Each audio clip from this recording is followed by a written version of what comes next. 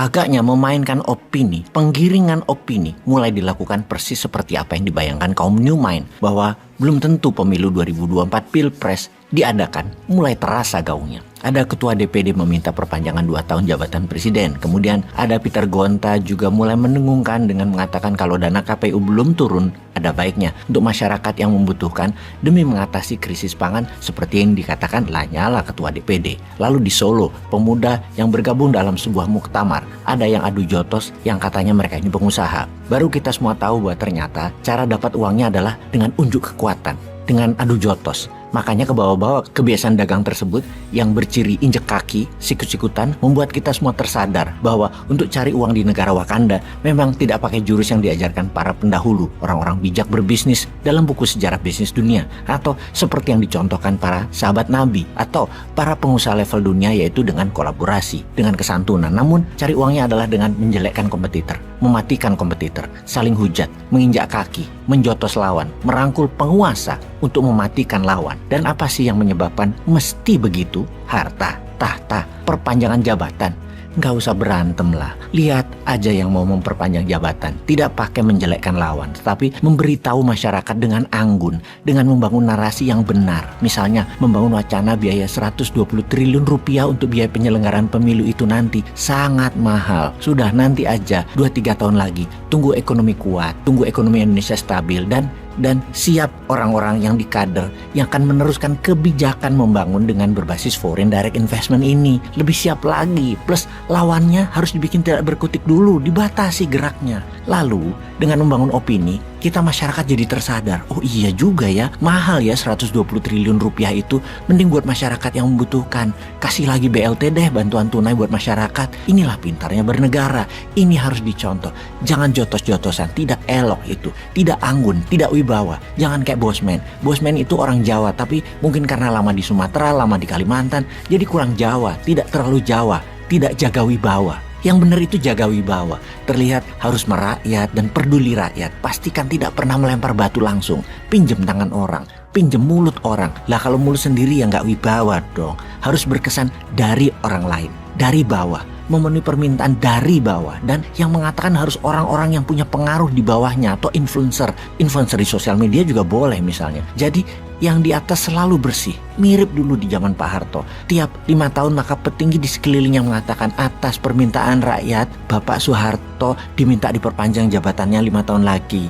Nggih, dia menjawab manut. Pemimpin ya manut rakyat, ya toh? Itu bener loh. Kita jangan jadi bangsa yang cemen, meninggalkan masalah besar di ujung jabatan. Kita itu harus pantang mundur. Kalau ekonomi misalnya 2023 atau 2024 belangsak, pantang mundur, harus diselesaikan.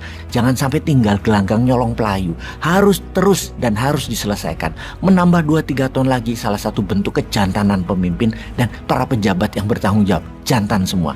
Jangan sampai meniru bangsa Inggris. Baru terlambat ke parlemen 1 menit, menterinya mengundurkan diri. Baru buat kebijakan yang buat rekening APBN kosong 45 hari, baru menjabat mundur. Cemen. Juga bangsa Jepang. Baru anak buahnya korupsi, pejabat tertinggi mundur. Pejabat ditraktir, makan malam dengan pengusaha. Di Tokyo, dikecam masyarakat. Besoknya pejabatnya mundur. Apaan tuh? Bener deh, kirain negara-negara seperti Inggris, Jepang yang sudah modern itu lebih sempurna bernegaranya, lebih jago pejabatnya. Ternyata jauh. Pada nggak ada nyalinya, mundur dari tanggung jawab terseringnya. Ternyata cemen banget mental pejabatnya, hanya karena malu lalu mengundurkan diri. Cupu banget dah. Harus belajar dari negara Wakanda yang pantang mundur. Kalau ada hal yang memalukan, salahin dulu pihak lain. Atau kalau nggak, pakai ilmu cicak, lakukan potong buntut. Potong buntut itu yang dipotong anak buah lu. Kan banyak anak buah lu. Cari yang mau lu buang dan bilang mereka yang salah.